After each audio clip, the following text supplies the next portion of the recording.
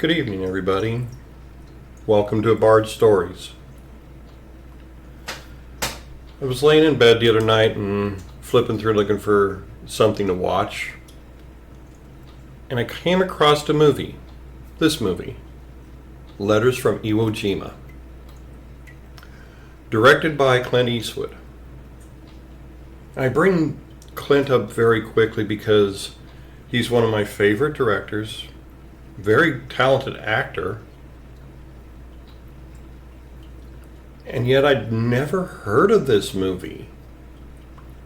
I actually had to go and look and see what happened. Was this a direct-to-video, a direct-to-DVD streaming? What was it? No. This thing was was released in 2006.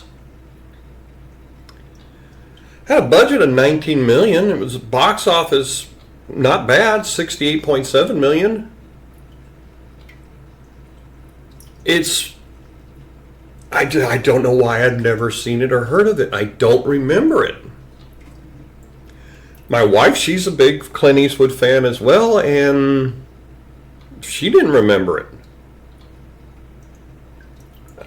It's amazing. I mean, this was put out by Warner Brothers. They do know how to do marketing, so I don't know why. The movie starts out on Iwo Jima. It's, I would say, the 2000s, early 2000s, based on, knowing when the movie was released.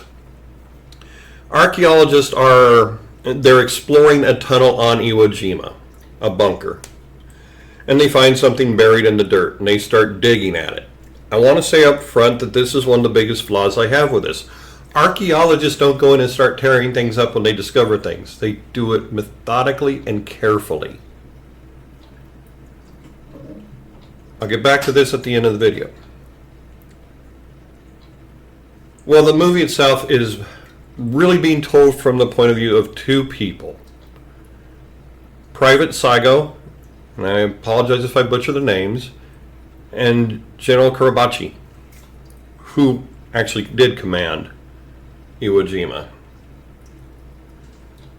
And to a lesser degree, Lieutenant Colonel Baron Tagichi Nishi, and I know I made that one up badly.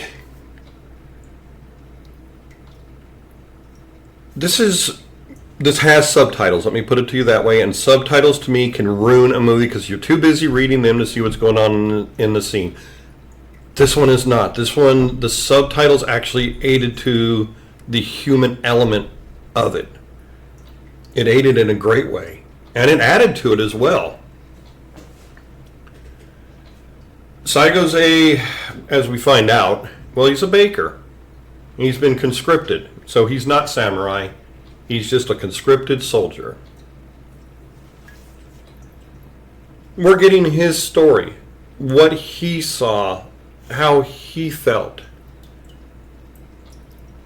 We also see Kurabashi, and this is something I want to bring up. When Kurabashi is coming in, he's writing a letter back home, and his big concern is he didn't get to finish his floors. It really showed the human side. These were not the monsters and demons and everything that we were led to believe, my generation at least, through American movies. I grew up with people who fought in World War II. Some who even fought on Iwo Jima. There were some that all those years later, let's see, 40, so 50, 60, 70, into the 80s, still hated the Japanese.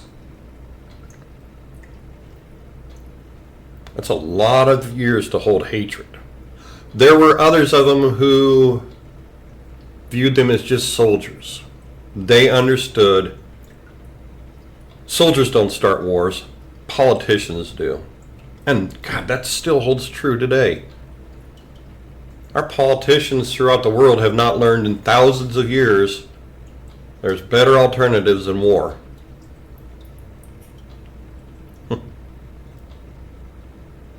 But we do get their stories, how they viewed it. Very good. It brought a human element in. It made you feel for them and see their point of view. I keep thinking about it. Why didn't I ever see this? This is a very good movie.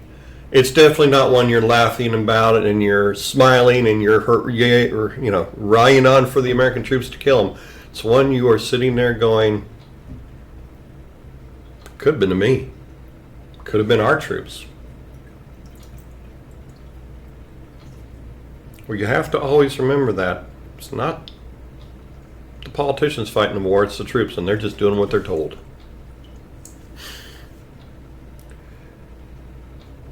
There are no major giant battle scenes. If you're going into this thinking you're going to get a Saving Private Ryan storming the beaches of Normandy, John Wayne battle on Iwo Jima, Sands of Iwo Jima, you're not going to get those.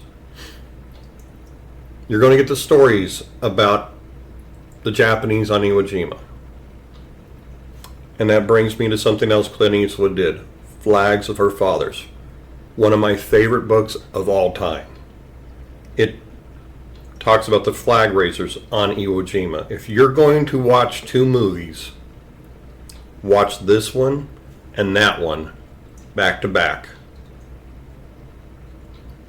The only thing that one did that this one did not is I wish this one would have, well, let me do it this way. At the end of the movie, we see the archaeologist haphazardly pull up what they'd found in the dirt, and it's basically a bag, and all these letters fall out. Again, this is a detraction for me. I know what archaeologists do. I've met a few of them. I've had the honor to talk to a few of them. They would have been very careful. I would like to have seen them use that same care, and then maybe taking some of those letters back to Japan and giving them to family members. Children would definitely still be alive. Grandchildren for certain. And having them read those letters, if any of them were real. If they really did find letters, or if there were letters that were sent home during the war, have people read those.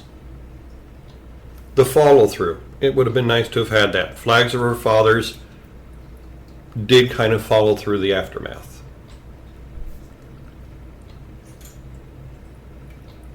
This movie it's really good.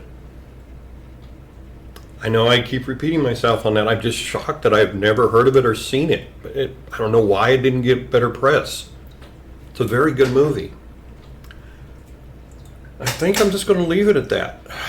You go watch this movie and then watch Flags of Our Fathers. Read the book, Flags of Our Fathers, as well. So until next week, maybe something a little bit more upbeat and lovely. Have a good week, everybody.